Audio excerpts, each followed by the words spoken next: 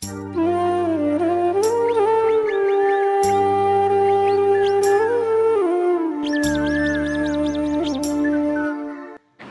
সকাল বন্ধুরা, আমি টুকুন খুবই সাধারণ ঘরের গৃহবধূ। কেমন আছো তোমরা সবাই? আশা করছি যে যেখানে আছো সবাই খুব ভালো আছো, সুস্থ আছো। আর তোমাদের ভালোবাসা আশীর্বাদে আমরাও কিন্তু খুবই ভালো আছি। আমার এই ছোট্ট চ্যানেলে তোমাদের সকলকে অনেক অনেক স্বাগত আর ভালোবাসা জানিয়ে সুন্দর একটা সকালকে সঙ্গে নিয়ে আর তোমাদের সবাইকে সঙ্গে নিয়ে আজকে আবারও একটা নতুন ভিডিও শুরু করছি। এখন সকাল 6টা বাজে। দেখে মনে হচ্ছে কত বেলা হয়ে গেছে, এত দারুণ রোদ্দুর উঠেছে। তো এখন থেকে আজকের ভিডিওটা শুরু করছি। আজ শুক্রবার। তো দেখো, দুষ্টটার ঘুম যেন আর চোখ থেকে ভাঙতেই চাইছে না। কত করে ডাকছি, ওঠ বাবা, দেরি হয়ে গেছে, স্কুলে যেতে হবে। কিছুতেই আর উঠতে চাইছে না। ব্রাশটা নিয়ে আমি কতক্ষণ ধরে দাঁড়িয়ে আছি। তো শুয়ে শুয়ে ব্রাশ করবে, ওরা আর উঠতে ইচ্ছা করছে না। আমি বলছি, শুয়ে শুয়ে কেউ ব্রাশ করে? তাড়াতাড়ি উঠে ব্রাশটা কর, আমি এখনও টিফিন করব, কখন রান্না বসাবো, দেরি হয়ে গেছে। তারপরে এই যে উঠলো, উঠে ব্রাশটা করে নিল। ওকে গুছিয়ে স্কুলে পাঠিয়ে দিলাম, আমি চলে এলাম রান্না করে। তো ডিম সিদ্ধটা আমি ছাড়িয়ে নিচ্ছি, দাদা ভাইয়ের টিফিন রেডি করে দেবো। তো আজকে সকালে টিফিন বানিয়েছি ডাঁটা, আলু আর মিষ্টি কুমড়োর তরকারি আর রুটি। আর এই যে একটা ডিম সেদ্ধ করেছি, এটা দাদাভাইকে দেবো। তো টিফিনটা আমি এখন গুছিয়ে দিই দাদাভাইকে। দাদাভাই রেডি হয়ে বসে আছে। তো দাদাভাই তো বেরিয়ে গেল টিফিনটা নিয়ে আর খেয়ে। আমি চলে এলাম আবার রান্নাঘরে। তো অনেক ভাত ছিল কালকের, ফ্রিজে রেখে দিয়েছিলাম। রাত্রেবেলায় কেউই খায়নি ঠিকঠাক বলতে গেলে চলে। ছেলে মেয়ের বার্থডে নেমন্তন্ন ছিল, তো ওখানে গেছিলো।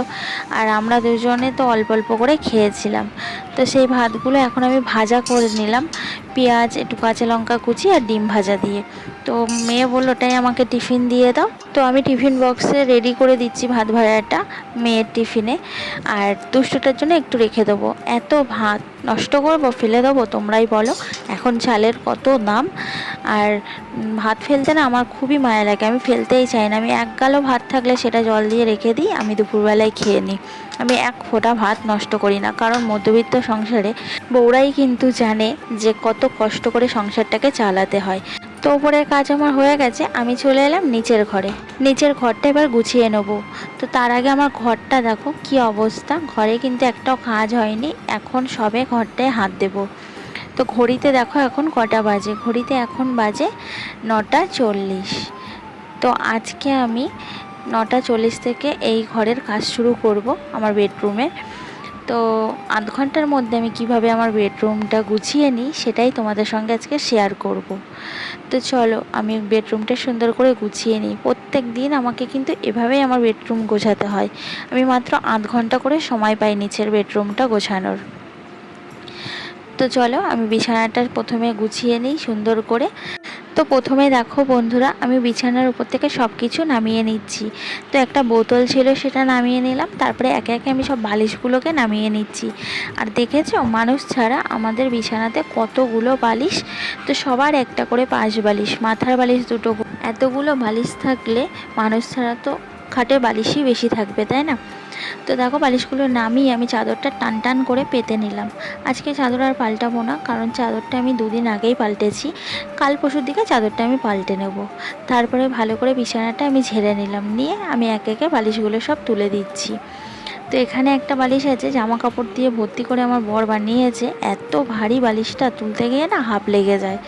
তো বালিশগুলো দেখো আমি সুন্দর করে গুছিয়ে নিচ্ছি। তো আমি আজকে আধ ঘন্টার মধ্যে আমার এই ছাদের বেডরুমটা কিভাবে গুছিয়ে সুন্দর করে সাজিয়ে রাখি সেটাই কিন্তু তোমাদের সঙ্গে শেয়ার করছি। তো বিছানাটা আমার কমপ্লিট হয়ে গেছে। এবার আমি চলে এলাম, কয়েকটা জামা কাপড় ছিল সেই জামা কাপড়গুলো ভাঁজ করতে। তো ওপরের ঘরে জামা কাপড়গুলো আমি ওপরের ঘরেই কালকে ভাঁজ করে নিয়েছিলাম, কালকের ভিডিওতে তোমরা দেখেছো।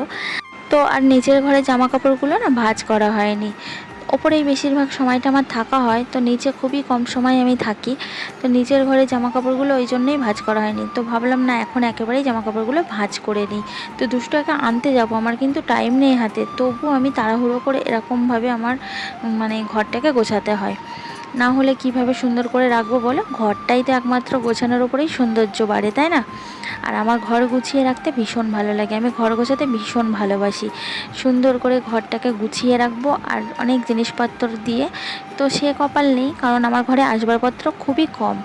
তারপরে দেখো আমি খাটের রেলিংটা ভালো করে পুছে নিচ্ছি, কারণ ধুলো পড়ে প্রচণ্ড পরিমাণে। উপরে দোতলাতে কীভাবে যে এত ধুলো আসে আমি সত্যি বুঝে পাই না। কালই আমি রেলিংগুলো পুছেছি, আজকে দেখি আবার ধুলো সব স্পট পড়ে গেছে। তো আমি এক একে করে সব ভালো করে আমি পুছে নিচ্ছি। আর তারপরে এই যে টেবিলটার উপরে দেখো কি করে রেখেছে দুষ্টুটা, ব্রাশের জায়গায় ব্রাশ নেই, তারপরে এটা ওটা সব ছিটিয়ে ছটিয়ে রেখেছে। বাড়িতে বাচ্চা কাচ্চা থাকলে যা হয়, ঘর বাড়ি যতই গুছিয়ে রাখো না কেন, তো দেখে মনে হবে যেন গোছানো না কতদিন। তো এখন ভালোভাবে গোছানোর মতো এই টেবিলটা আমার সময় নেই, কারণ অনেকটাই বেঁচে গেছে।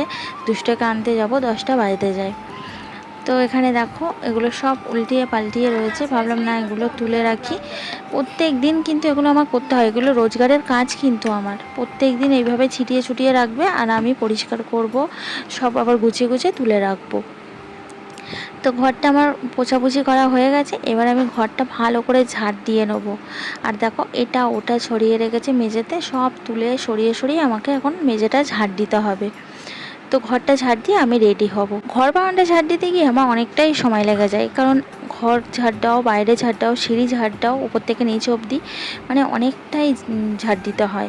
তো ঘর বারান্দা সব ঝাড় দেওয়া আমার কমপ্লিট হয়ে গেছে। আর এই দেখো আমার ঘরটা কিন্তু সুন্দর করে গোছানো হয়ে গেছে। আর আমি কিন্তু হাতে মাত্র 8 ঘন্টা সময় নিয়ে আমার এই বেডরুমটা আমি গুছিয়ে নিয়েছি সুন্দর করে। তোমরাই কিন্তু কমেন্টস করে বলো কেমন হয়েছে। তো আমার পক্ষে যতটা সম্ভব গুছিয়ে রাখার আমি এইভাবেই চেষ্টা করি। আর এই দেখো পুরো একদম 10টা বাজে। তো 8 ঘন্টার মধ্যে আমি বলেছিলাম আমার বেডরুমটা গুছিয়ে নেবো, 8 ঘন্টার মধ্যে আমি কিন্তু গুছিয়ে নিয়েছি। একটা বেডরুম কিন্তু তখনই সৌন্দর্য লাগে, কখন বলো তো? যখনই সেই বেডরুমটাকে সুন্দরভাবে গুছিয়ে পরিপাটি করে রাখা হয়। বিছানার চাদরগুলো টান টান করে পেতে সুন্দরভাবে ঘরটাকে ঝাড় দিয়ে গুছিয়ে জিনিসপত্রগুলো রাখলে তবেই কিন্তু ঘরটা খুবই সুন্দর লাগে, তখন কিন্তু সেই বেডরুমটার সৌন্দর্য ফিরে আসে। তো এই দেখো আমি রেডি হয়ে গেছি, আমার চুলটা পুরো ভিজে, আমি শ্যাম্পু করেছি। আর এখন ঘড়িতে দেখো কটা বাজে, 10:30 বাজতে যায়। তো এখন এবার দুটো গান যাচ্ছি, চলো, খুব দেরি হয়ে গেছে।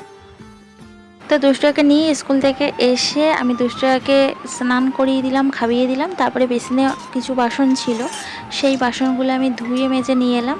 এখন আমি জানলাতে উবুর করে দিচ্ছি, আর এখানটা জল ঝরে গেলে আমি তুলে রাখবো।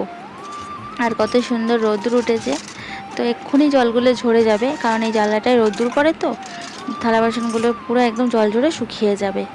আর দেখো বাসনটা উবুর করার সময় কিছু জল জমেছিল ডেচকিটার মধ্যে, সেই জলগুলো আমি গাছের গোড়ায় দিয়ে দিলাম। আর আকাশটা দেখো কত সুন্দর লাগছে, তাই না? আমার তো ভীষণ ভালো লাগে এরকম আকাশ দেখতে, পুরো পরিষ্কার আকাশ। আর ওই দেখো দূরে একটা হেলিকপ্টার যাচ্ছে, তো কাছে করলাম, বেশ বড়ই লাগছে। তো একটা না, ওর পিছন পিছন দেখো আর একটা হেলিকপ্টার যাচ্ছে, মনে হয় কেউ এসছে কি যাচ্ছে কোথাও, যাই হোক একটা হবে, মন্ত্রীরা বাংলাদেশ যাচ্ছে হয়তো, কারণ বাংলাদেশে তো খুব বন্যা হয়েছে, খবরে দেখছিলাম অনেক অনেক জায়গায় ভীষণ জল হয়ে গেছে। তো দুপুরবেলায় দেখো খাওয়া দাওয়াটা সেরে নিচ্ছি, দুষ্টটার খাওয়া হয়ে গেছে, শুধু আমি বাকি ছিলাম। তো সয়াবিনের তরকারি আর ডাঁটা আলু মিষ্টি কুমড়োর তরকারি দিয়ে আজকে দুপুরের খাবারটা আমরা খেয়ে নিচ্ছি। তো আজকে না আমি তেমন কিছু রান্না করিনি, সকালবেলায় করেছিলাম মিষ্টি কুমড়ো ডাঁটা আলুর তরকারি, সেটাই ছিল। আর কালকে সয়াবিনের তরকারি ছিল, তো সেটা দিয়েই আজকে দুপুরটা চালিয়ে নিলাম। রাত্রের দিকে কিছু একটা বানিয়ে নেবো। তো তারপরে দেখো আমি উপরে ঘরে বিছানার চাদরটা তুলে নিয়েছি, কারণ একটা ভালো কাচা ধোয়া চাদর পেতে দিচ্ছি। চাদরটা তুলবো সকালে, আর সময় হয়নি। আর এমনিতেও আজকে মেয়ের পড়াতে আসবে, তো চাদরটা 3-4 দিন হয়ে গেছে পাতা ছিল। আর আমি না পড়াতে আসলে সেদিনই চাদর পাল্টে দিই। আগের দিন পড়াতে আসে যে চাদরটা পাতা থাকে, সেই চাদরটা পরের দিন আর আমি পেতে রাখি না, পরের দিন পড়াতে আসে যেদিন, সেদিনকে আমি তুলে অন্য চাদর পেতে দিই। তো এখানে দেখো আমি চাদরটা পেতে নিচ্ছি। আর একা একা চাদর মানে পাতা না খুবই কষ্ট বিছানাতে। যেদিন মেয়ে বাড়ি থাকে তো মেয়েকে বলে একটু ধরে দিতে। এখন বেশ কি সুন্দর চাদর বেরিয়েছে, এলাস্টিক দেওয়া, কণায় কণায় পুরো আটকে থাকবে, তোমার চাদর মানে একটুকু হুটকাবে না, মানে এদিক ওদিক হবে না। কয়েকদিন আগে এই বৈশাখ মাসে আমার বিবাহবার্ষিক গেছিলো, তো ওই দিনকে আমার যা আমাকে ওই রকম একটা চাদর গিফট করেছিল। চাদরটা সেইভাবে নতুন আছে, পুজোর সময় চাদরটা আমি পাতবো ওই জন্য রেখে দিয়েছি। চাদরটা বেশ ভালো পছন্দ হয়েছে আমার। আমি ভাবছি ওরকমই চাদর আর দুটো তিনটে কিনবো, কারণ আমার চাদরগুলো না সবই ছিঁড়ে গেছে, নষ্ট হয়ে গেছে। আমার চাদর কিনতে হবে কয়েকটা। আর আমাদের মতো মধ্যবিত্ত সংসারে তো কিনবো বলেই কেনা আর হয় না সাথে সাথে, তাই না? কিনবো ভাবছি, কিন্তু হয়তো দেখো সেটা কতদিন পরে তাই কেনা হয়। তো দেখো আমার উপরে ঘরটা পুরো কমপ্লিট হয়ে গেছে গোছানো, আর বিছানার চাদরটাও কিন্তু আমার পাতা হয়ে গেছে। তো এই চাদরগুলো আমি অনলাইন থেকে নিয়েছিলাম। চাদরগুলোর কালারটা না এখনও সেভাবেই আছে। আর এই চাদরটা আমি বাইরে বার করে দিচ্ছি, কারণ এটা কাচবো কালকে। তো আমি আলাদা করে এক সাইডে রেখে দিলাম। আর আজকে ভালো রোদ্দুর হয়েছে, কালকেও যদি এরকম রোদ্দুর হয় তো আমার চাদর আর যা যা কাচার আছে সব শুকিয়ে যাবে সুন্দর। তো দেখো দুদিন রোদ্দুর হয়ে আজকে আকাশের অবস্থা দেখো, পুরো কালো মেঘ চারিদিকে ছেয়ে গেছে, ভীষণ জোরে মেঘ করেছে, ঝমঝমিয়ে বৃষ্টি এলো বলে। তো চারিদিকটা দেখো অন্ধকার করে নিয়েছে পুরো একদম। তো চলো বন্ধুরা, আজকের মতো ভিডিওটা আমি এখানেই শেষ করছি। যদি ভালো লাগে আমার ভিডিওটা লাইক করে দিও, আর যদি খুবই ভালো লাগে চ্যানেলটা সাবস্ক্রাইব করে পাশে থাকা বেল আইকনটি অল করে রেখো। আমার ভিডিও ছাড়ার সঙ্গে সঙ্গে তোমাদের কাছে নোটিফিকেশান চলে যাবে, তোমরা ভিডিওটা দেখে নিতে পারবে। তো কমেন্টস করে জানিও আমার এই ভিডিওটা তোমাদের কেমন লাগলো। তো চলো আজকের মতো ভিডিওটা এখানেই শেষ করছি।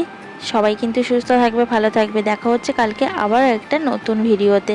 চলো টাটা।